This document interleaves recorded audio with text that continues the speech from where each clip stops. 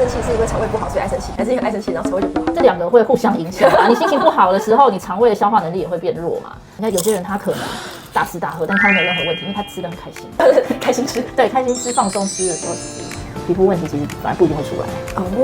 其实皮肤过敏跟肠胃是绝对有相关，因为毕竟我们食物一开始进入肠胃消化吸收之后，它把营养送到全身。你如果肠胃是有什么状况或是有什么影响的话，也会比较容易直接就显示在皮肤上面。尤其是说，一般我们常会看到，比如说吃辣的时候，隔天就长痘痘或者怎么样。对，所以其实就是当你肠胃发炎的时候，它其实很快很明显就会表现在皮肤上面。我们的肠道其实真的是第一个关卡，不仅是食物进来，因为其实有一个肠脑的一个系统，肠道健不健康，它也会影响到我们的情绪、脑部的一些神经的调控。就现在有很多研究，有些神经退化性的疾病，它其实都跟肠道健不健康有关系。比如说帕金森氏症有很大关系，是没有处于一个慢性发炎的状态，你脑部的一些神经传导物质它就会比较平稳。